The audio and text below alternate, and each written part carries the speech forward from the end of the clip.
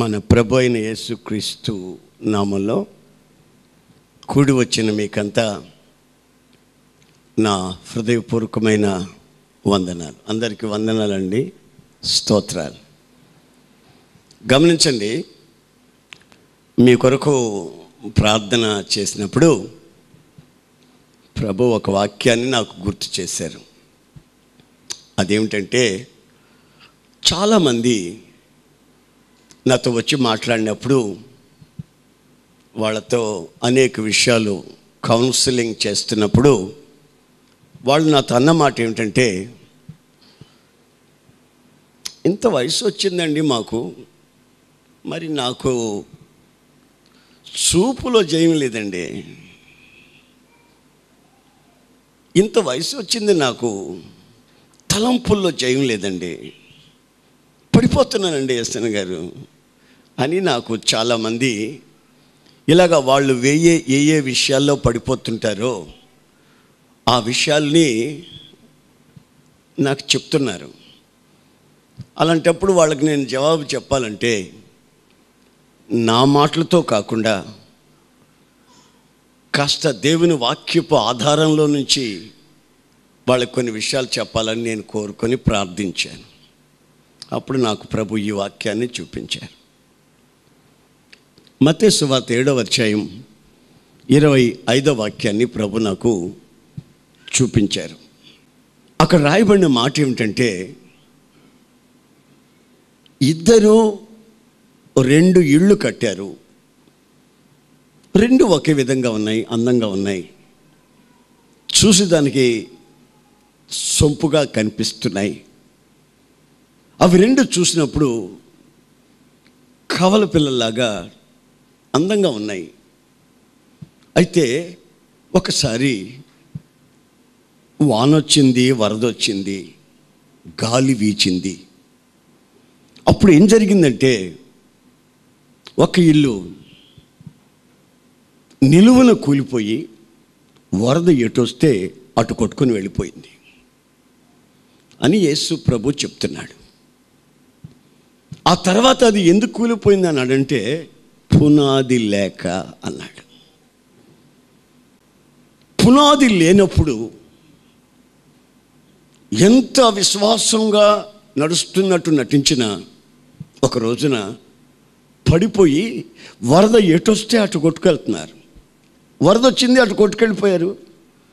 మరి అక్కడ ఒక చెరువు తెగింది, వరద మళ్ళీ ఇటే వచ్చింది, మళ్ళీ ఇటే వస్తున్నారు. ఇటు కొట్టుకెళ్ళిపోయారా, మళ్ళీ ఇటు వచ్చారా, మరి ఇక్కడ ఏదైనా కాలువ తెగిందా, మళ్ళీ ఇటు వెళ్ళారా, వరద ఎటు వస్తే అటు కొట్టుకెళ్తున్నారు. కానీ ఆత్మ సంబంధమైన ప్రజలైతే వరద ఎటు వెళ్తుందో అటు వెళ్ళరు, కానీ దానికి ఎదురు వస్తారు, ఎదురుగా వస్తారు. జీవమన్నట్లయితే ఎదురీదుతారు అని లేఖనాలలో మనం చూస్తాం. పునాది లేని వ్యక్తి ఏమవుతాడు? మనకు బాగా తెలిసిన ఒక యోధ ఉన్నాడు, యేసయ్యతోనే నడిచాడు, ఆయన చేస్తున్న అద్భుతాలు మహత్కార్యాలు కళ్ళారా చూశాడు, ఇతను కూడా చేశాడు. చివరికి అతను ఉరేసుకొని సచ్చాడు అని రాసింది బైబిల్లో. ఆ చోటంతా మనం బైబిల్లో చదివినప్పుడు మనలో ఒకని వంటివాడు, యేసయ్యతో ఒకని వంటివాడు, యేసయ్యతో తిరిగినవాడు, యేసయ్యతో నడిచినవాడు అనే పదాలు మీరు బైబిల్లో గమనిస్తారు. మనలో ఒకని వంటి వాడు మనకెందుకు దూరం అయ్యాడు, ఎందుకు పడిపోయాడు అని మనం బైబిల్లో ఆలోచిస్తే, ఇతని దగ్గరికి ఏ శత్రువు వచ్చి యేసయ్యని పట్టించమని అడిగినట్టు కనిపించదు. ఇతను మాత్రం అప్పుడప్పుడు అక్కడికి వెళ్తుండేవాడు, శత్రువుల దగ్గరికి వెళ్తుండేవాడు, యేసయ్యకి తెలియకుండానే వెళ్తూ ఉండేవాడు. అలా మాట్లాడి మొత్తం మీద యేసయ్యని అమ్మి డబ్బు తెచ్చుకుని, ఆ తెచ్చుకున్న డబ్బుతోనైనా మంచి తాడు కొన్నాడా? ఏమండి, బేరం చేసి వాడు తాడు తెగే తాడు కొన్నాడు. ఆడు తాడు దిగింది, ఊరేసుకున్నాడు, తాడు దిగింది. తెగినోడికి కాళ్ళు ఎరకాలి కదా, తలబగలాలి కదా. కానీ అతని పొట్ట పగిలి పేగులు బయటకు వచ్చాయి. ఏదో కడుపు కూటి కొరకే అన్నట్టు ఏదో చేసి ఉంటాడు. అతను పడిపోయాడు. యేసయ్యతో ఉన్నవాడు పడిపోయాడు.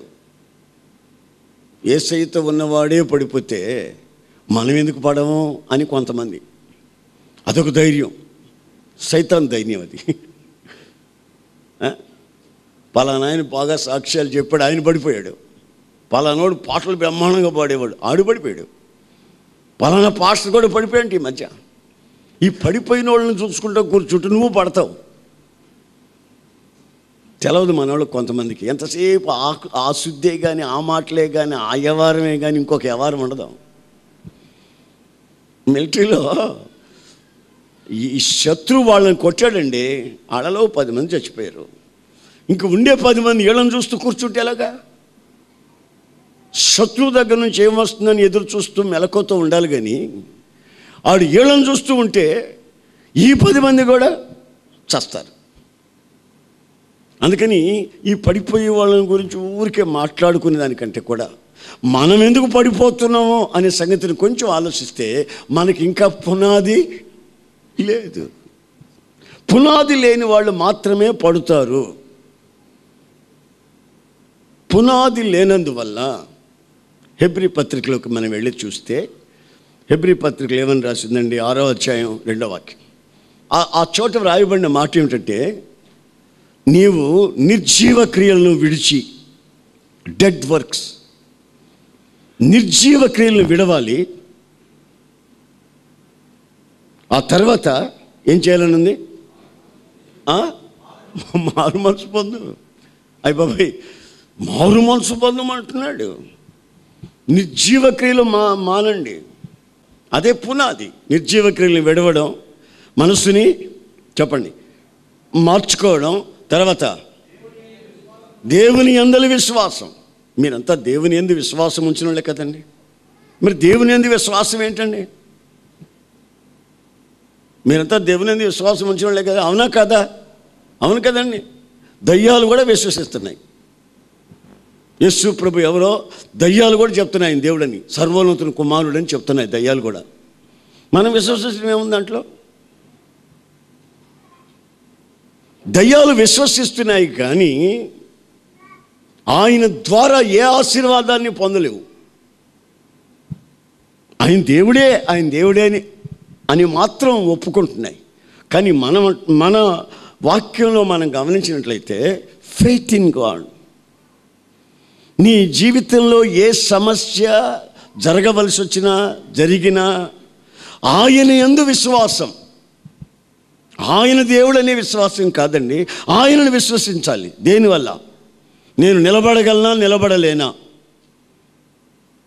మారు మనసు పొందండి అంటే మారు మనసు పొందాలని ఉంది కానండి, కానండి నిలబడలేనోనని, ప్రారంభంలోనే నిలబడలేనోనని ఇంకా మారు మనసు ఏం పొందుతాడండి?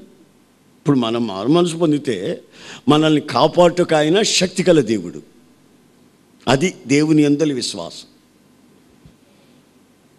మీ ఆత్మయు శరీరమును జీవమును ఆయనకు అప్పగించినట్లయితే, ఆయనకు అప్పగించిన దాన్ని చివరి వరకు కాచుటకు ఆయన శక్తి గలవాడు. మనం ప్రార్థించిన దానికంటే, విశ్వసించిన దానికంటే, కోరుకున్న దానికంటే మన బ్రతుకులు అత్యధికముగా చేయుటకు ఆయన శక్తి గల దేవుడు. ఆయన శక్తిని విశ్వసించి అనాలోచనగా మనకు పర్థం ఏమీ లేకపోయినా, ఏ జవాబులు మనకు రాకపోయినా, మనం ఆయనందు విశ్వసించి ముందు కాలు పెట్టామనుకోండి, కాపాడుటకు ఆయన సమర్థుడు. ఆయన మనల్ని కాపాడుటకు రాత్రింబగళ్ళు మెలకువతో ఉంటాడు. మన పాదాలకి పొరపాటును కూడా రాయి తగలనివ్వకుండా దేవదూతలకు ఆజ్ఞాపిస్తాడు. హలో దేవదూతలు రండి, ఇగో నా బిడ్డలు నాకు అప్పచెప్పుకున్నారు, వాళ్ళ పాదాలకు రాయి తగలకూడదు, చూసుకోపండి అంటే రాత్రింబగళ్ళు వాళ్ళు వచ్చి నీ కాలుకి రాయి కూడా తగలని కూడా చూసుకుంటారు. దేవుని యందు విశ్వాసం ఉంచండిరా బాబు అంటే, దేవుడు కాదని ఎవరు కాదంటున్నారండి, దేవుడిని నమ్మేమని అంటున్నారు. కానీ ఆయన ద్వారా జరిగే ఆ మహత్తరమైన సంగతులు మనం ఎంతవరకు విశ్వసిస్తున్నాం? చిన్న జ్వరం జబ్బు అయితే బాగు చేసేస్తాడు అనుకుంటాం. అది కొంచెం ఎక్కువైతే లోపల నరాలు తెగిపోయాయేమో, లేక బస్ట్ అయిపోయినాయేమో, నరాలు స్పెషల్ తిరిగిపోదామా? పోయి చూడండి, మీ నరాలు కాలిపోయేటట్టు చేసేస్తాడు కరెంటు పెట్టి.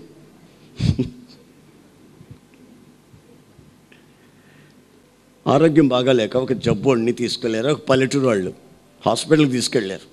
ఆయన అన్ని చెకప్పులన్నీ చేసి ఈ పిల్లడు చచ్చిపోతాడు అన్నాడు అని అందరూ ఏడ్చారు.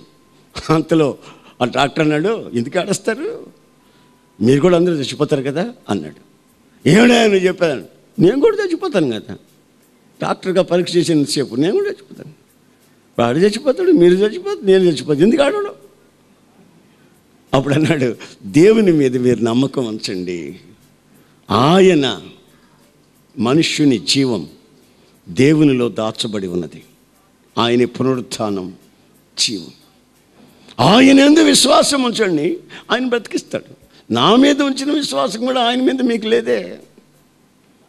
నా కాళ్ళు పట్టుకుంటున్నాను, చేతులు పట్టుకుంటున్నాను, కాళ్ళు పట్టుకొని ఇవి నీ చేతులు అనుకోయి అంటున్నారు, చేతులు పట్టుకొని నేను కాళ్ళు అనుకుంటున్నాను. కాళ్ళకి చేతులు కూడా వ్యత్యాసం తెలీదా మీకు మైండ్ పోయింది. అందుకని దేవుని యందు విశ్వాసం ఉంచండి. బాప్తిస్మములను గురించిన బోధ అంటారు, పునాది సిద్ధాంతం ఇది. ఈ రోజున క్రైస్తవ్యంలో నిలబడలేకపోవడంలో ఉన్నటువంటి ఆంతర్యం ఏంటంటే పునాదే లేదు. ఇక్కడ కాసేపు మెచ్చుకుంటే ఇక్కడ ఉంటాడు, ఇంకో దగ్గర మెచ్చుకుంటే ఇంకో దగ్గరికి వెళ్తాడు, మెప్పు కోరుకొని పరిగెత్తుతాడే కానీ ఇటు అటు అస్థి పునాది లేనందువల్ల ఒక దగ్గర స్థిరంగా నిలబడడు. ఆ ఇంటికి రాతి మీద పునాది ఉంది, ఈ ఇంటికి పునాది లేనందువల్ల పడిపోయింది. 6 అంగుళాల గూని ముసలమ్మ వచ్చేది నా దగ్గరికి. 6 అంగుళాల గూని ఉంది ఆ మనిషికి, ముసలమ్మ. ఇప్పుడు రేపు చచ్చేటట్టు ఉంది. వచ్చింది 4 వారాలు వచ్చింది, 5వ వారం రాలేదండి. ఒక రోజు బస్ స్టాండ్లో కనపడింది. ఏంటమ్మా ముసలమ్మ రావటం లేదన్నా. మాకు నీ సంఘంలో గుర్తింపు ఎక్కడదండి, గూని ముసలమ్మకే గుర్తింపు కావాల్సి వస్తే ఇక మీకు నా సంగతి మీ సంగతి ఏంటండి? ఇంకా నాతో ఏమని తెలుసా, ఏమయ్యా మీ చర్చిలోకి వస్తే మేము కూర్చోవాలా, మీరు చెప్తా ఉంటాం మేము వినాలా. ఇంకొక ఆయన ఉన్నాడు, ఆయనకి ప్రసంగం సరిగ్గా రాదులే పాటర్ గారికి. అక్కడికి కానీ వెళితే నాకు కుర్చీ వేసి కూల్ డ్రింక్స్ ఇస్తాడయ్యా, నన్ను కాసేపు చెప్పమంటాడయ్యా. ఈ కూని ముసలమ్మకే గుర్తింపు కావాల్సి వచ్చినప్పుడు మన సంగతి ఏంటి? ఇక్కడ కాసేపు అక్కడ కాసేపు, ఇక్కడ 4 రోజులు, ఇక్కడ 4 రోజులు, ఇక్కడ 4 రోజులు, ఇక్కడ 4 రోజులు. ఏమండి మెంటలు వచ్చిన కాకి తిరిగినట్టు తిరగకపోతే మనం ఎందుకు స్థిరంగా ఉండలేదు? స్థిరంగా ఉండకపోతే దానికి కారణాలు ఏమై ఉంటాయి? ఇటు గాలి కొడితే అటు తిరగడం ఏంటి? అసలు పరిస్థితి ఏమిటి? మనం ఎవరిమి? ఎఫెసీ 2:20, ఎఫెసీ 20. క్రీస్తు యేసు మూలరాయి అయి ఉండగా అపోస్తలులు ప్రవక్తలు వేసిన పునాది మీద మీరు చక్కగా అమర్చబడి కట్టబడుచున్నారు. మన మూలరాయి ఎవరు? ప్రభువైన యేసుక్రీస్తు. ఆ తర్వాత దైవ సేవకులు వేసిన పునాది మీద మీరు అమర్చబడి కట్టబడాలి. ఆ అమర్చబడి కట్టబడే ఆ అనుభవం లేనప్పుడు మనం అటో ఇటో అయిపోయి మళ్ళీ ఎటుగా అయిపోతాం. పరిస్థితులు దారుణం అయిపోతాయి. మనం ఎక్కడ సంఘానికి వెళ్ళినా, ఆరాధనకు వెళ్ళినా, ఇక్కడ నాకు ఒక పదవి ఏదైనా దొరుకుతుందా దొరకదా అని ప్రయత్నం చేయకూడదు. అది మహాభయంకరమైన శాపం అన్నమాట. ఈ రోజున సంఘాలు చిన్న భిన్నాలై మొక్క చెక్కలైపోవడంలో ఉన్న కారణం ఏంటంటే, ఏదో ఒక చిన్న పదవిని ఇవ్వండి అయ్యా, ఇక్కడికి వచ్చేస్తాం, ఇక పదవికి పోతే మేము అక్కడ పోతామయ్యా. ఏమిటి నాకు అర్థమై సావదు. మనం పునాది మీద ఉన్నామా లేదా? మనకు జయ జీవితం ఉందా లేదా? మన ఆత్మీయ జీవితం ఏ స్థితిలో ఈ రోజున ఉందో అనే ఆలోచన లేకుండా ఏం బ్రదరా మీరు 3 వారాల నుంచి పోతున్నారు, ఏమైనా ఇచ్చారా లేదా? నాకు కూడా ఏమైనా ఇస్తే ఇటే వద్దాం అనుకుంటున్నా, మరి ఏమి ఇచ్చేటట్టు కనబట్లా. అటు వెళ్దాం, అక్కడే ఇస్తారేమో. చిల్డ్రన్స్కి హెడ్ మాస్టర్ అని చేసి, చిల్డ్రన్స్కి హెడ్ మాస్టర్ అనే చేస్తే బాగుండు. చిల్డ్రన్స్కి మళ్ళీ హెడ్ మాస్టర్ ఏంటండి? సండే క్లాస్ టీచరే పెద్ద కార్యం అయితే, అది మళ్ళీ హెడ్ మాస్టర్. ప్రిన్సిపల్ పదవైనా మనం అట్లాంటి వాళ్ళకి కొంతమంది పాస్టర్లు ఏం చేస్తారంటే లేని పదవులు కల్పించి వాళ్ళని పెడతారు అక్కడ. వాళ్ళు ఉన్నది ఉన్నట్టుగా నాశనం చేసి వెళ్తారు. అది జరిగినాయి కనుకనే చెప్తున్నా, ఈ నా అనుభవాలు కనుక చెప్తున్నా. ఏ పదవి లేదు అక్కడ. ఇతను రాడేమని అనుకుని అతనికి పదవి ఇచ్చారు. ఏం పదవి? సండే క్లాస్ టీచర్స్ ఉన్నారు కదా, వాళ్ళకి హెడ్ మాస్టర్గా పెట్టేసారు. భార్య పిల్లలు వదిలిపెట్టి సండే క్లాస్ టీచర్ తెలిపాడు దుర్మార్గుడు. పదవుల కొరకు వచ్చాడు కానీ పవిత్రత కొరకు రాలేదు, ప్రభువుని ఆరాధించేదానికి రాలేదు. మనల్ని ఎవరైనా ఆరాధిస్తారేమో అనేదానికి వచ్చాడు. రోడ్ షో, స్టేజ్ మీద షో కొరకు కొంతమంది తిరుగుతారు. ఒక అరగంట టైం నాకు ఇస్తారా, ఇక్కడికే వస్తాం. ఇవ్వలేరా, మేము కూడా తిరిగిపోతా. అట్లాంటి వాళ్ళు రాకుండా ఉంటేనే మంచిది. అవునండి, ఈ రోజున క్రైస్తవ సంఘం, క్రీస్తు యేసు శరీరం అనే సంఘం పవిత్రతని ఆశించి పవిత్రతలోకి వెళ్ళాలి. ఇంకా అపవిత్రులు అయిపోతున్నారు. అపవిత్రులు అయ్యేవారు ఇంకా పవిత్రులు అవుతున్నారు. పవిత్రత కావాలనుకున్న వాళ్ళు. మరి ఏ స్థితిలో నీవు ఈ రోజున ముందుకు సాగుతున్నావు? మన పిలుపు ఏమిటి? మన ఏర్పాటు ఏమిటి? పేతురు 2వ పత్రిక 2 Peter 1st chapter 9-10 వాక్యాలు మనం చదివితే ఆ చదివిన దగ్గర మీకు ఎలా కనిపిస్తుంది? ఎలా ఉంటుందంటే, మీ పిలుపుని, మీ ఏర్పాటుని మీరు నిశ్చయము చేసుకున్న ఎడల మీరు ఎన్నటికి తొట్టిల్లరు. ప్రభు మిమ్మల్ని పిలిచాడు. ఎందుకు పిలిచాడు? ప్రభు మిమ్మల్ని ఏర్పాటు చేసుకున్నాడు. ఎందుకు ఏర్పాటు చేసుకున్నాడు?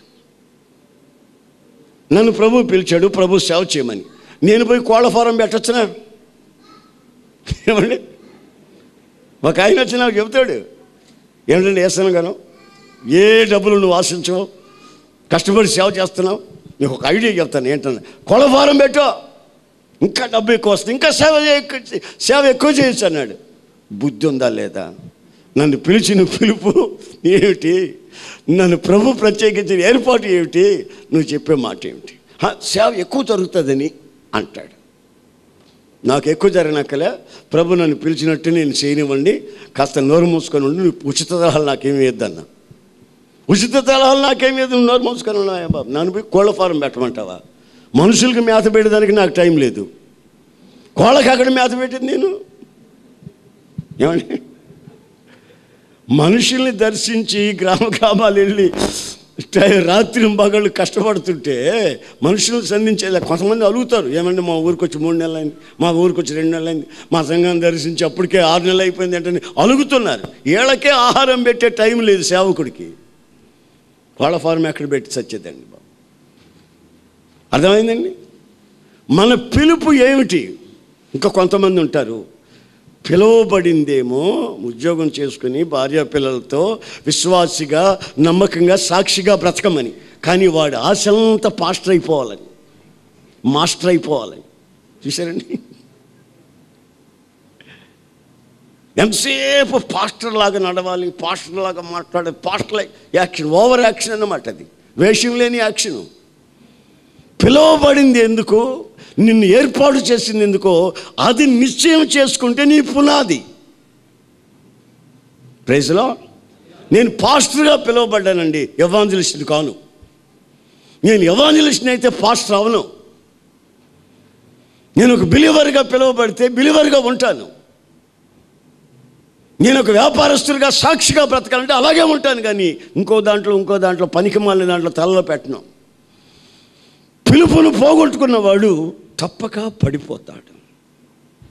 యాజకులు చేయవలసిన పనులు కొన్ని ఉంటాయండి, అది వాళ్ళు చేయాలి, మరి తప్పదు. అహంకారంతో ఒక రాజుగారు ఎగిరి పడ్డాడండి. అతనికి నొసటిన కుష్టి వచ్చింది, రాజరికాన్ని కోల్పోయాడు. సత్యం దాకా ఒక అరెస్ట్ చేసినట్టుగా ఒక చిన్న గదిలో ఉంచి సత్యం తర్వాత పాతి పెట్టారు. కారణం ఏంటి? యాజకుల మీద కోప్పడి, యాజకులు చేయవలసిన పని ఆళ్ళు చేసి, యాజకులు ఏంటయ్యా అయ్యగారు రాజుగారు మీరులా చేస్తున్నారు, మా పని మీరెందుకు చేస్తున్నారంటే చేసేయమైందిరని అహంకారంతో గర్వించినట్టుగా బైబిల్ చెప్తుంది. స్థిరపరచుకోవాలండి. నాకు ఒక తెలుగు పండిట్ తెలుసండి, తెలుగు పండిట్. ఆయన గారు నా దగ్గరికి వచ్చి, ఎస్ఎన్ గారు నేను 2-3 గ్రామాలకు వెళ్తుంటానండి రాత్రులు, 2-3 గ్రామాలకు రాత్రులు వెళ్తుంటానండి, సువార్త చెప్తున్నానండి, అక్కడ చిన్న చిన్న సంఘాలు స్థాపించాను అన్నాడు. మంచిదే, ఒకసారి నేను వస్తాను, వాళ్ళందరిని గ్యాదర్ చేసి వాక్యం చెప్దామన్నా. నువ్వు వస్తే నీ సంఘం అయిపోద్ది. ఈ పెన్షన్ వస్తుంది కదండి బియ్యానికి, అది వాళ్ళు ఇస్తారు కదండి కానుక కూరగాయలకి. అర్థమైందండి? అది కూరగాయలకి, ఇది ఏంటి కడుపు కూటి కొరకే, కేవలం కడుపు కూటి కొరకే ఆలోచిస్తున్నట్లు. అందుకే యూదా పొట్ట పగిలింది, పేగులు బయటకు వచ్చి. తల పగిలి ఉంటే నేనేం పెద్దగా అనుకోను, కాళ్ళు ఇరిగి ఉండాలి కదండి. పైనుంచి పడ్డవాడికి కాళ్ళు ఇరగలేదు, మరి తల కిందలుగా పడ్డాడు. మరి తల కిందలుగా పడ్డాడంటే తల బరువు అయి ఉండాలి కదండి. తల వాచిపోయి బరువు అయిపోయింది. ధనాపేక్ష, పదవి వ్యామోహం, అది యేసయ్య దగ్గర కుదరలే, సంఘంలో కుదరదు. దేవుని మెప్పు మనకు కావాలి, మనుషుల మెప్పు కాదు. దాని కొరకు మనం ప్రయాస పడకూడదు. దేవుడు ఒక స్థితిలో ఒకరిని ఉంచితే ఆ ప్రకారం ఆయన నడిపించడానికి శక్తి గలవాడు, నడిపిస్తాడు. 6వ క్లాసు 2 సార్లు ఫెయిల్ అయ్యానండి. ప్రపంచం మొత్తం తిరిగి రాలేదు నేను. మరి ఆయన తిప్పాలని కూడా తిప్పుతాడు. మరి ఇప్పుడు నేను గుట్టుగా ఉద్యోగం చేసుకోరా బాబు అంటే, ఆ దూరం వచ్చినప్పుడు ఆ అడ్రస్ తీసుకోవటం, ఈ దూరం వచ్చినప్పుడు ఈ అడ్రస్ తీసుకోవటం అని, మీ దేశానికి వస్తాను, నేను డైరెక్టర్ని అయిపోతాను, సూపర్వైజర్ని అయిపోతాను, ఈ సేవలో డబ్బు వస్తుంది ఎక్కువ, ఇది దీంట్లో తక్కువ వస్తుందని చెప్పి ఈ దరిద్ర ప్లాన్లో ఉన్నాడు ఒకడు. నన్ను అడుగుతాడు, నువ్వు ప్రపంచం తిరిగావు కదండి అతను గారు, నన్ను కూడా కొంచెం పుష్ చేయకపోయావా అని. నేను పుష్ చేస్తే పాతాళంలో పడతావు, యేసయ్య పుష్ చేస్తే నువ్వు పరలోకంలో పడతావు. ఆమేన్. ఎవరో ఒకరు పుష్ చేయాలి, మరి మనుషులు కాదు. ఇప్పుడు నా పిలిపిది, నన్ను ఆయన పుష్ చేస్తున్నాడు, తిరుగుతా. 6వ క్లాసు ఫెయిల్ అయినోడు, 2 సార్లు ఫెయిల్ అయినోడు తిరుగుతుంది. ఎందుకు తిరగలేను? నేను డబుల్ బిఏ కదా, డిగ్రీ కదా, నాకు ఆ ఇంజనీరింగ్ మొత్తం తెలుసు అనుకుంటే ఏ ఇంజనీరింగ్ దీనికి పనికిరాదు. దీనికి తల కింద తల బరువు అయిపోద్ది, తల బరువు అయిపోతే తల కింద అయిపోతావు. అయితే పగిలేది మాత్రం పొట్టే. ఉండే బతుకు తిరిగిపోద్ది. ఇప్పుడు ఉండే బతుకు తిరిగిపోద్ది, పొట్ట పగిలిపోద్ది. మనలో ఒకరి వంటివాడు ఇట్లా అయిపోయాడే అని కంగారు నాకు. అలాగ అవ్వకూడదని నేను ఇట్లాంటి మాటలు చెప్తుంటా. మనలో ఒక కుర్రోడు ఇట్లా అయిపోయాడే, మనలో ఒకడు ఇలాగ పడైపోయాడే. కారణం ఏంటంటే తమ పిలుపు, తమ ఏర్పాటు ఏం చేసుకోలేదు చెప్పండి, నిశ్చయం చేసుకోలేదు. నిశ్చయం, నేను పాస్టర్నా బిలీవర్నా, నా పిలుపు ఏమిటి? లేదు, నిన్ను దైవ సేవకుడికి పిలిచాడా, నిమిషాల మీద రిజైన్ చేయి, రా ప్రభులోకి సేవలోకి వచ్చాయి. లేదండి కొంచెం ఇది చేసుకుంటాను అది చేస్తాను, అది చేసుకుంటాను ఇది చేస్తాను, కొంచెం వేడి నీళ్ళకి సన్నీళ్ళు అన్నట్టు. ఒక ఆమె నాకు బాగా తెలుసు, దేవుని సేవకని వచ్చింది, నర్సు అండి, దేవుని సేవకని వచ్చింది. వచ్చి ఒక 2-3 నెలలు ఉంది, నా వల్ల కాలేదు బాబుని వెళ్ళిపోయింది. సాక్షి ఏం చెప్పింది, రిజైన్ చేశాను నా ఉద్యోగాన్ని, దేవుడు నన్ను పిలిచాడు, ఏర్పాటు చేశాడు, అది ఇదని చెప్పింది.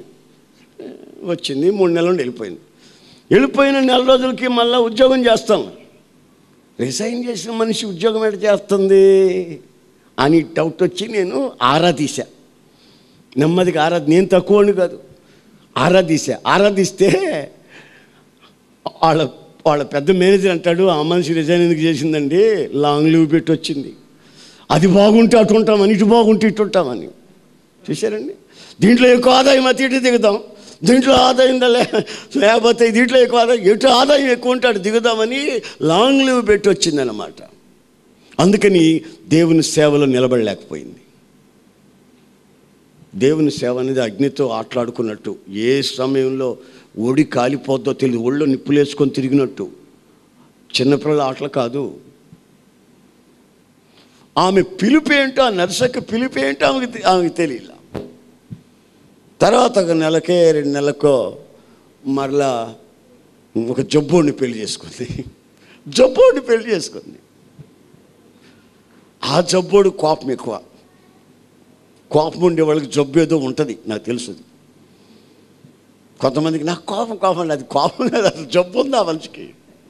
ఆడ మనిషి అయినా మగవాడైనా జబ్బు ఉండేవాళ్ళకి ఆ కోపం, ఆరోగ్యం ఉండేవాళ్ళకి ఎందుకు ఉండదని కోపం. నవ్వుకుంటా సరదాగా మాట్లాడుకుని ప్రశాంతంగా బతుకుతారు. కోపం ఉండేది ఎవరికంటే ఆ జబ్బోడికి, జబ్బు దానికి. ఆమేన్. చీటికి కోపం వాడికి, ఆ జబ్బోడికి చీటికి కోపం వచ్చి చివరికి ఈ మనిషిని చిత్రవధ చేసి చంపేశాడు.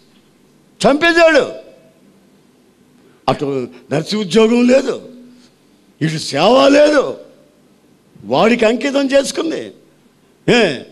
80 ఏళ్ళు బతికే మనిషిని వాడు 36 ఏళ్ళకి చంపేశాడు. అర్థమైందండి? ఆ మనిషి కష్టపడ్డ డబ్బు అంతా ఈడికి వచ్చింది, ఈ దుర్మార్గుడికి. ఒకసారి ఆలోచించండి, మీ కష్టార్జితం వ్యర్థమవుతుంది. మేము నిలబడలేకపోతున్నాం. ఎందుకని మేము ఊగిసలాడుతున్నాం? ఎందుకని మేము స్థిరపడలేకపోతున్నాం? దీనికి కారణాలు ఏమై ఉంటాయంటే, నీవు నిర్జీవ క్రియలు విడవలేదు, మనసును మార్చుకోలేదు, అసలు ఫండమెంటల్, అసలు ప్రాథమికమైనటువంటి అనుభవమే లేదు. ఇంకా నిర్జీవ క్రియల గురించే మాట్లాడటం, పనికి మాలిన మాటలే మాట్లాడడం.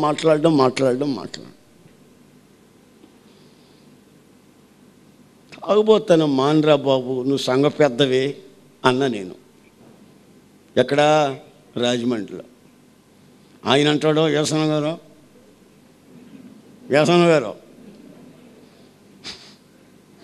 నువ్వు పరలోకంలో పోతావు, నాకు తెలుసండి. నేను ఎట్టాగా పోను, నువ్వు వెళ్తుంటావు చూడు, అప్పుడు గబుక్కరి కాళ్ళు పట్టుకుంటా, నీ కాళ్ళు వదలను, వెళ్ళిపోతా పరలోకానికి అంటాడు. ఆడొచ్చి ఏం చేస్తావన్న, శుభ్రంగా హాలంతా ఊడ్చుకుంటుంటాను, పరలోకమంతా శుభ్రంగా ఊడుస్తుంటాను. రేపు పిచ్చాడా, అక్కడ చెత్త ఉంటుందా? పరలోకంలో చెత్త ఉంటుందంటే పిచ్చాడా?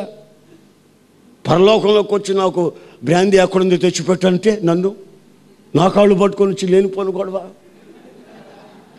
అక్కడెక్కడ దొరుకుతుందా నీకు? అది ఎలాగా రాడంట, నా కాళ్ళు పట్టుకొని వచ్చేస్తాడంట, అక్కడ చెత్త ఓడుస్తాడట, అక్కడ ఆ బ్రాందీ సీజాలుగా బ్రాందీ కొట్లు లేకుండా ఎతుకుతాడంట. దొరకపోతే నిన్ను అడుగుతా ఉంటున్నాడు. పరలోకం అడ్రస్ అంతా నాకు తెలుసు అంట, అన్నీ చెప్తున్నాడు మాటలు. అంటే అర్థం ఏంటి? ఆత్మీయ సంగతుల్ని నవ్వులాట్లుగా మార్చి అల్లరితో కూడి, చెప్పండి చూసారని, అల్లరితో అంటే నవ్వులాట్లుగా మార్చేసి దాని సీరియస్నెస్ తీసుకోకుండా నవ్వుగా మార్చేసి జోక్ చేసేసి అందరు నవ్విచ్చేసి వెళ్ళిపోతాడు. ఇక అంతే, మారడు. నిర్జీవ క్రియలు. బాప్తిసం పొందడు, ఎన్నాళ్ళైనా సరే బాప్తిసం పొందడు. బాప్తిసం అనేది ఏంటనుకున్నారండి? ప్రాచీన స్వభావాన్ని పాతిపెట్టి నవీన స్వభావాన్ని ధరించుకొని క్రీస్తుకు సాక్షిగా ఉండే బహిరంగ సాక్ష్యం. ఏది నీకు బహిరంగ సాక్ష్యం? ఏది? సంఘంలో సభ్యత్వం కావాలి, స్టేజ్ ఎక్కాలి, దేనికైనా నిన్ను వాడుకోవాలి. బాప్తిసం పొందావా? మారు మనసు పొందావా? పునాది లేనప్పుడు ఎలా చేయగలం? ఒక పాస్టర్ గుండెల్లో నుంచి వస్తున్న మాటలు ఇవి. ఒక కాపరి గుండెల్లో ఉన్నటువంటి బాధ ఇది. పెత్తనం కోరుకున్నప్పుడు, పదవులు కోరుకున్నప్పుడు దానికి తగిన సాక్ష్యం. బాప్తిసం పొందలేదు, హస్త నిక్షేపణ అండి. ఇప్పుడు నేను ఎవరికైనా తల మీద చేయొచ్చు ప్రార్థన చేస్తానంటే నా కొరకు 10,000 మంది ప్రార్థన చేస్తుంటారు. అందుకని నేను ధైర్యంగా తల మీద చేయబెట్టి ప్రార్థన చేస్తాను. అందుకే తొందరపడి ఎవరి మీద హస్త నిక్షేపణ చేయొద్దని పౌలు తిమోతికి రాస్తున్నాడు. మనోళ్ళు కొంతమంది ఉన్నారు, వాళ్ళకి పిలిపి అంటే వాళ్ళకి తెలియదు, వాళ్ళ ఏర్పాటు ఏమిటో వాళ్ళకి తెలియదు. వచ్చిన వాళ్ళ మీద అంతా నెత్తిని చేయబెట్టేసి శాపం తెచ్చుకుంటున్నారు. నీ గుండెల్లో ఉండేది చెప్పేస్తాను, నువ్వేమనుకుంటున్నావో చెప్పేస్తాను, అది చెప్పేస్తాను, ఇది చెప్పి చిలక ప్రశ్న ఇది. ఏమంటే చెప్పేస్తాను అనటో వచ్చిన వాళ్ళ మీద అంతా నెత్తిని చేయబెట్టడం. అట్లా చేయబెట్టి కొన్ని కుటుంబాలు సర్వనాశనం అయిపోయినాయి. అయినాయండి. దేవుని భయంతోనే వేదిక మీద నిలబడుకొని దేవుని సన్నిధిలో చెప్తున్నాను, మీ పిలుపు ఏమిటి, మీ ఏర్పాటు ఏమిటి? Praise the Lord. ఆమేన్. హెబ్రీ పత్రిక 4:11. హెబ్రీ పత్రిక 4:11. ఇంకొకరు 11:31 తీసి పెట్టుకోండి. అవిధేయత వలన ఎవరు పడిపోయారు?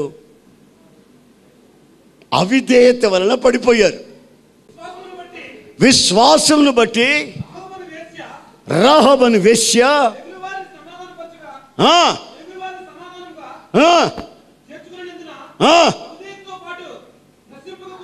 అవిధేయతతో పాటు, బాగా వినండి, అవిధేయతతో పాటు అందరూ నశించిపోయారు. అవిధేయతలో ఈమె సరే నశించాల, ఈమెలో విధేయత ఉంది.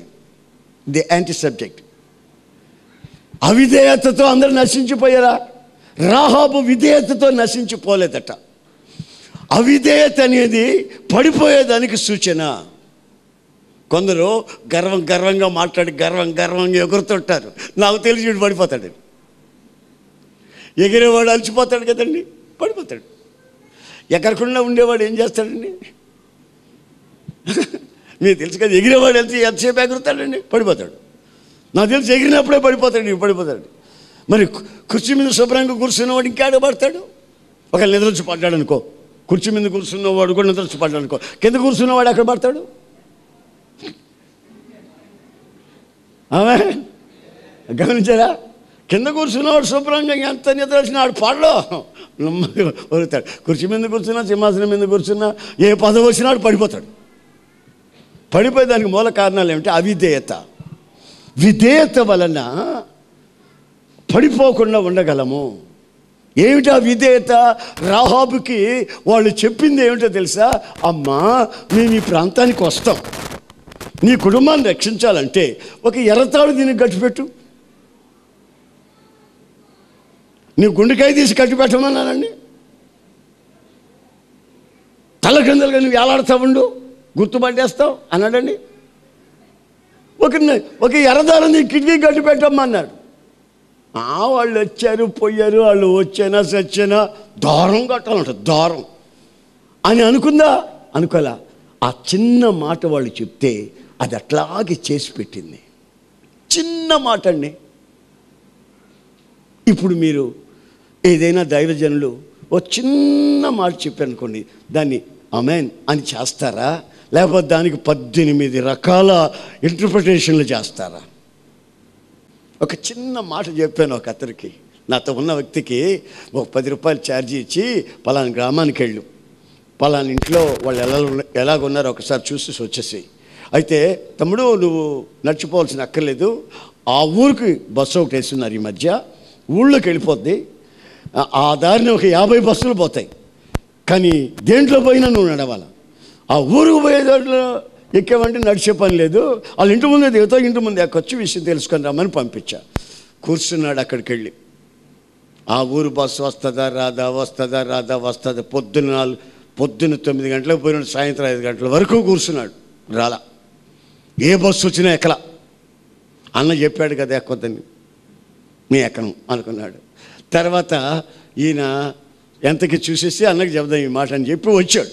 వచ్చిన తర్వాత ఆ బస్సు వచ్చింది, దాంట్లో ఎక్కాల్సిన వాళ్ళు ఎక్కారు. అది పోయి పెద్ద బ్రిడ్జి మీద నుంచి ఒక ఏట్లో దూకింది. 80 మంది చచ్చిపోయారు. ఈడు కానీ దాంట్లో ఎక్కుంటే ఆడు చచ్చేవాడు. చిన్న వార్త చెప్పాను, నువ్వు నడవాల్సి వస్తుంది, ఈ బస్సు అయితే నీకు బాగుంటుంది అని చెప్తే, ఆ బస్సు ఎక్కరా బాబు అంటే ఇంకా ఆ బస్సు కొరకే ఉన్నాడు కానీ ఇంకొక బస్సు ఎక్కలా. ఇప్పుడు ఒక పెద్ద పాస్టర్గా అయిపోయాడు ఆయన. ఇప్పుడు ఒక పెద్ద పాస్టర్, సీనియర్ పాస్టర్, 20 సంఘాలకు పెద్ద. ఆ రోజు ఈ చిన్న మాటకి లోబడిన వ్యక్తి.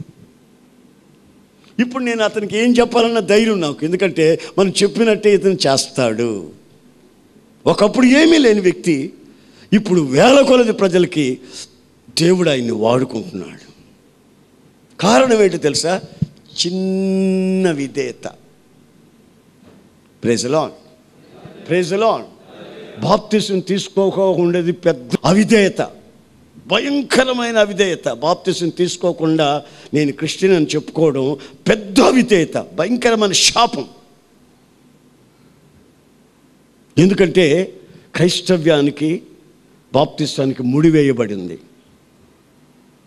అది పబ్లిక్ కన్ఫెస్, బహిరంగ సాక్ష్యం. దొంగతనంగా ఎవరైనా బాప్తిసాలు ఇవ్వమంటే నేను ఇవ్వను. ఏమంటే మా వాళ్ళు చూస్తారు, మా వాళ్ళకి తెలిసిపోద్ది, మా బంధువులు కులస్తులు వాళ్ళు వస్తారు, యశ్వన్న గారు మేము వచ్చేస్తాం, మేము ఇద్దరమే, మమ్మల్ని తీసుకొని మేము ముంచుతావా అంటే నేను ముంచను. నేను ఇంతవరకు అట్లాగే ఎవరిని ముంచలా. మీరు బహిరంగంగా సాక్షి చెప్తామంటే అప్పుడు మిమ్మల్ని నీళ్ళ తీసుకెళ్ళి ముంచి తేలస్తా. ముంచి అట్లా వదలను, మళ్ళీ తేలస్తా. ప్రభు యొక్క ఆయన వస్త్రాన్ని నీకు కప్పుతాడు. నూతనమైనటువంటి పురుషుని ధరించుకోవడం అన్నమాట. ప్రాచీన పురుషుని నిరర్ధకం చేసి పుట్ ఆఫ్ నవీన స్వభావాన్ని ధరించుకోవడం, క్రీస్తు యేసుని ధరించుకోవడం. ఇక అక్కడి నుంచి మన ఆధ్యాత్మికమైన జీవితం ప్రారంభమవుతుంది. అది లేకుండా పొరపాటును కూడా భక్తిగా ఉండాలనుకుంటున్నాను యశ్వన్న గారు, ఉండలేకపోతున్నాను. వాళ్ళు తాగుతాడు, నాకు కూడా కొంచెం తాగాలనిపిస్తుంది. ముందు తాగేవాడిని, ఇప్పుడు మానేశాను మధ్యలో. మరలా వాళ్ళు తాగుతూ ఉంటే నాకు ఆ వాసన వస్తే నాకు ఉండలేకపోతున్నాను యశ్వన్న గారు. లైట్గా, ఇప్పుడు అంతకుముందు ఎక్కువ తాగేవాడిని, ఇప్పుడు లైట్గా. ఎందుకు నిలబడలేకపోతున్నావు అంటే అందుకే నిలబడలేకపోతున్నావు. ఏది ఒక బహిరంగ సాక్ష్యం? ఏది? సాతాను గాడు నిన్ను గుర్తుపడుతుంటాడు. వీడేదో పెద్ద కోతెగురులు ఎగురుతున్నాడు, వీడు ఎక్కడ వీడికి తొగ్గ తెచ్చాలనుకుంటాడు సాతాను గాడు. ఎందుకంటే ఈ కోతెగురులంతా వాడికి తెలుసు. వీడు బాప్తిసం పొందకుండా ఈ కోతెగురులు ఎగురుతాడు ఏంటి? మారు మనసు పొందలేదు, వీడి మాట ఎవరిమే మారలేదు, నిర్జీవమైన మాటలు మాట్లాడతాడు ఎంతసేపటికి. ఆ జీవం గల మాటలు, ఇతరులను ధైర్యపరిచే మాట ఒక్కటి కూడా మాట్లాడేమిటి ఇతను? ఆమేన్, ప్రైజ్ ది లార్డ్. అందుకని పునాది మీద మన జీవితం ఏం చేయబడాలా? చెప్పండి, పునాది మీద ఏం చేయబడాలా? కట్టబడాలి. ఇంకో మాట కూడా చెప్పి నేను ముగిస్తా. 3 పేటలు ఉన్న తాడట తెగదట. అంటే పేటలు లేని తాడు కట్టుకున్నాడేమోడు. ఎవరు? మనోడు. ఎవరండి? గట్టిగా మీకు బాగా పరిచయమైనట్టున్నాడు. రైతులో ఆడు పేటలు పురులు వెళ్తాడు, ఏదో కట్టుకున్నాడు, ఆడుతాడు దిగింది. 3 పురుల తాడు అనేది ఐక్యతకు సూచన, ఫెలోషిప్. నెలకు ఒకసారి కనబడతానులేండి, హాయ్ హాయ్ అనుకుంటే వెళ్తానులేండి అంటే కుదరదు. కూటమి ముగించిన తర్వాత వస్తానులేండి, వచ్చి అందరినీ హాయ్ హాయ్ ఎవడి బాగున్నారా అనుకుంటే కుదరదు. ఫెలోషిప్, సహోదరుల ఐక్యత కలిగి ఆయన్ని ఆరాధించడం, చేతులెత్తి ఆయన్ని ఆరాధించడం, స్తుతించడం, కృతజ్ఞతా స్తుతులు చెల్లించడం, తమ కష్టార్జితంలో దేవునికి ఇవ్వాల్సింది ఇవ్వడం, ఇది ఫెలోషిప్. 3 పురుల తాడు కలిసి పేనినప్పుడు అది ఎంత శాతంగా తెంపాలని ట్రై చేసినా తెగదు. ఆరాధనకి రావాల్సిన ఆ సమయంలో నువ్వు మేడ మీద పడుకున్నావనుకో, బాగా వినండి, ఒంటరిగా మేడ మీద పడుకున్నామనుకో ఆరాధన టైంలో, దావీదు ఆరాధన టైంలో, యుద్ధం చేయవలసిన టైంలో, వసంతకాలం ముందు ఆయన ఎక్కడ పడుకున్నాడు? మేడ మీద పడుకున్నాడు. ఏమండి, పగలంతా పడుకున్నాడా? సాయంత్రం అయిందా, అప్పుడు లేచాడు. అప్పుడు ఆయనకి సోకు ఎక్కువ. అప్పుడు డ్రెస్ మారుస్తాడు, అప్పుడు స్నానం చేస్తాడు, పగలంతా కంపు కొడతాడు, నిద్రపోతాడా. మన సాయంత్రం అయ్యేసరికి సోకుగా లేస్తాడు. లేచాడు దావీదు. వసంతకాలం అది. రాజులు యుద్ధం చేయవలసిన సమయంలో, ఆరాధనకు పోవలసిన సమయంలో, దేవుని స్తుతించవలసిన సమయంలో ఇతను నిద్ర లేచాడు ఒంటరిగా. చూసిన వెంటనే పల్టి కొట్టాడు, మేడ మీద నుంచి కిందకి పడ్డాడు. నరహంతకుడు అయ్యాడు, ద్రోహి అయ్యాడు, దుర్మార్గుడు అయ్యాడు, శాపాన్ని తెచ్చిపెట్టుకున్నాడు. అదే 2-3 ఉంటే ఆ పని చేసేవాడండి. అతని దగ్గర 2-3 ఉంటే ఆ పని చేసేవాడా? మాటికి పోయి కిటికీలో తీసేవాడా? మాటికి కొంచెం అటు ఇటు చూస్తుండేవాడా? పాపంలో పడేవాడా? కాదు. ఒంటరితనం. కొంతమందికి ఇండిపెండెంట్ స్పిరిట్ లాగా వస్తారా, మని ముచ్చమొహం వేసుకొని మని వస్తారా, ఎవరితో మాట్లాడరు, ఎవరిని పలకరించరు, మని వచ్చి మళ్ళీ ఉమ్మని వెళ్ళిపోతారు. ఐక్యత లేకుండా, సహోదర ఐక్యత లేకుండా, దేవుని పరిచర్యలు, దేవుని బిడ్డలంతా ఒకరొకరు కలిసిమెలిసి ఒకరినొకరు గణపరచుకోకుండా, స్తుతించుకోకుండా, స్తోత్రాలు చెప్పుకోకుండా, ప్రేమించుకోకుండా ఉన్నట్లయితే అదో రకంగా వచ్చి అదొక రకంగా వెళ్ళిపోతే దాని కారణం తర్వాత ఏం జరుగుతుందో తెలుసా? అట్లాంటి వాళ్ళు ఆత్మహత్య చేసుకొని చస్తారు. అని ఉంటారే కొంతమంది, మన గొడవ గోబలు చూసినట్టు చూస్తుంటారు. ఆడి మొహంలో కళ కూడా రాదు. ఆయన చూసినోడికి 3 రోజులు కళ వచ్చేస్తుంది, చెడ్డ కళ్ళు వస్తాయి. అట్లాంటి మొఖాలు పెట్టుకొని వస్తారు. అట్లాంటి వాళ్ళు ఇంటికి పోయినా, ఎక్కడికి వచ్చినా, కూర్చున్నా, చిలిచినా వాళ్ళకి అదో రకమైనటువంటి టెన్షన్ వచ్చి ఆత్మహత్య చేసుకొచ్చి చచ్చిపోతారు. నాకు తెలుసు, సైంటిఫిక్ కూడా ప్రూఫ్ అయింది అది. అందుకని అందరితో కలగలపని మనం ప్రేమతో ప్రార్థన చేసుకుని స్తోత్రం అనుకుంటూ ఆనందంగా ఉంటే ఒకరినొకరు మనం గణపరచుకుంటూ ఉన్నట్లయితే ఏ సాతానికి చోటు ఉండదు. దావీదు దగ్గర 3-4 ఉంటే వాడు చేస్తాడు. ఆ పని చేసేవాడా? ఆడు ఎంతసేపటికి ఒంటరిగా ఉంటాడు, చీకట్లో ఉంటాడు, లైట్లు ఆపుకుంటాడు, చీకట్లో ఉంటాడు, కిటికీలో చూస్తుంటాడు, వెనక కింద చూస్తుంటాడు, పైన చూస్తుంటాడు. వీడి పని ఏమిటి? టైం ప్రకారం నిద్రపోతుడు పోడు. వీడి టైం ప్రకారం నిద్రపోడాడు. వీడికి పనికి మాలిన పనులన్నీ. ఆరాధన టైంలో కూడా, దేవుని ఆరాధించవలసిన సమయంలో కూడా రాడు. ఎందుకంటే ఏమన్నా ఎప్పుడో నాకు తీరలేదండి, ఎప్పుడో నెలకోసారి కనబడుతుంటాను. అది కూడా ఆరాధనకు రాడు, వచ్చి కలిసిపోతుంటాడు. ప్రజలు హరళయా ఎవరైనా వందనాత్రనా ఎంతమంది వస్తారు? ఈయన పెద్ద సూపర్వైజర్లా కన్నా ఎంతమంది వస్తే వీడికి ఎందుకు ఆరాధనకు వచ్చి పోరా బాబు అంటే ఏమండి? మన పితరులను ఒకసారి మనం ఆలోచించండి. దీపాలు, వీధి దీపాల కింద చదువుకున్న వాళ్ళు మన వాళ్ళు, పెద్దవాళ్ళంతా. షూ అంటే ఏంటో వాళ్ళకి తెలీదు. చెప్పులకు 10 పైసలు ఇచ్చి కుట్టించుకునేదానికి కూడా గతి లేని వాళ్ళు మన పెద్దలు, పితరులు. దేవుడు నిన్ను ఆశీర్వదించి ఈ స్థితిలో ఉంచితే నువ్వు ఎంత స్తుతించినా ఆయన రుణాన్ని తీర్చుకోలేవు. ఎంత ఆయన ఆరాధించినా నిన్ను ఉంచిన స్థితి చాలా గొప్పది. నీ సమకాలికులు ఈరోజు నీ స్థితిలో లేరు. నిన్ను ఆ స్థితిలో దేవుడు ఉంచాడు గనుక థ్యాంక్స్ గివింగ్, కృతజ్ఞత స్తుతుల మధ్యలో పదవులు కాదు, ప్రభు నేను పరిశుద్ధపరచబడాలి, నాకు పరిశుద్ధమైన ఫెలోషిప్ కావాలా, సహవాసం కావాలా. నేను నిలబడలేను, 3 పేటల తాడు తెగదు, కానీ తెగిపోయే పరిస్థితి వస్తుందంటే నేను ఐక్యతలో కలవట్లేదు. ప్రార్థన చేసేటప్పుడు, బైబిల్ ధ్యానం చేసేటప్పుడు ఒకరినొకరు కలుసుకొని పలకరించి ప్రార్థన చేసి ఒకరి యందు ఒకరు ఐక్యత కలిగి జీవిస్తున్న ఆ క్షణంలో ప్రభు ఏం చేస్తాడంటే ఐక్యతని గమనించిన యేసయ్య మనల్ని ఆశీర్వదిస్తాడు. ఆమేన్, ఆమేన్. ఇప్పుడు నేనున్నానా? అందరితో కలిసిమెలిసి ఉంటా. ఈ డినామినేషన్ ఆ డినామినేషన్ గొడవ ఎత్తనం, నోటితో ఎత్తనం. నువ్వు 2 అక్షరాలు 3 అక్షరాలని ఎత్తనం. ఎందుకు? మనకి ఏం దరిద్ర మాటలన్నీ. ఏమండి 2 అక్షరాలు మీరే? నేను కూడా అదేలేండి. అట్లా 2 అక్షరాలు 3 అక్షరాలు, ఆ కులమా ఈ కులమా, నేను కానవెట్టు గీనవట్టు ఇవన్నీ వద్దు మనకు. మనం ఏ స్థాయిలో ఉంటున్నాం? ఆమేన్. మేము కాన్వర్ట్లో అంటే అది పెద్ద కాన్వర్ట్ అంటే పెద్ద ఇదే క్యాన్వాసా? ఏమండి, చీకిపోయిందంటే క్యాన్వాస్ కూడా నానిపోద్ది, తెగిపోద్ది. అర్థమైందండి? మన కాన్వర్ట్ల గీనవట్లు కాదు, యేసు ప్రభువుని నమ్ముకున్న బిడ్డలం. ఆ క్రిస్టియన్ బ్లడ్, రక్తం, క్రైస్తవ రక్తం, ఆ క్రైస్తవ రక్తంలో ఉన్నటువంటి ఆ ఆరాధన, వర్షిప్ నీ గుండె నిండా పెళ్ళుబుకి పారేటట్లుగా ఆయన్ని మనం ఆరాధించుకునేందుకు మనం జీవితాన్ని అప్పచెప్పుకోవాల్సిన అవసరం ఎంతైనా ఉంది. కనుక నా ప్రియమైన సహోదరులారా, ఐక్యత. మొదట నేను ఏం చెప్పానో తెలుసా మీకు? మొదట ఏం చెప్పాను తెలుసా? పునాది ఉండాలి అని చెప్పాను. అనేక మందికి పునాది లేకనే కంగారు. ఆ కంగారు పడే వాళ్ళని చూస్తే నేనేం పెద్దగా బాధపడినా, ఫాస్ట్ని కదండి, ఆ పునాది లేదు అనుకుంటాను.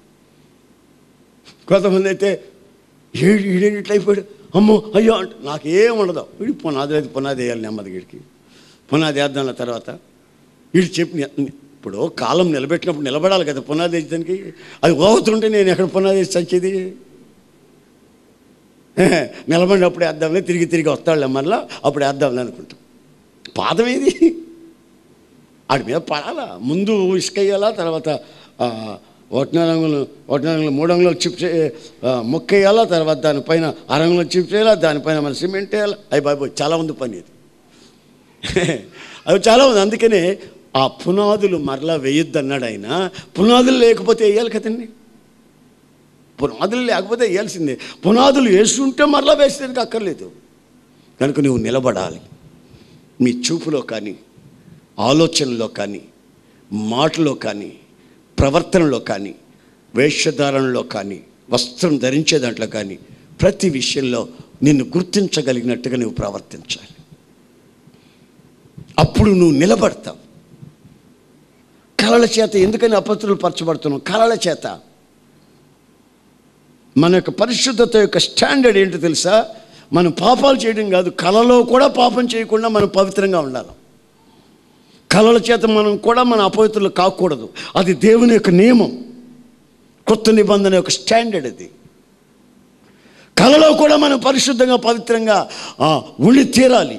అది ప్రభు మన ఎడల కోరుకునే ఒక అనుభవం. గనుక ప్రియమైన సహోదరి సహోదరులారా, నేను మీకు చెప్పాలనుకుంది ఏంటంటే, మన బలము చేత కానీ, మన శక్తి చేత కానీ, మన భక్తి చేత కానీ నిలబడలేము. మనకు తెలుసు, నాకు తెలుసు. కానీ యేసయ్య మనల్ని నిలబెట్టగలడు. ఫెయిత్ ఇన్ గాడ్, నిలబెట్టగలడు. ఒక తీర్మానం చేసేసుకుని దయచేసి అందరూ లేచి నిలబడండి.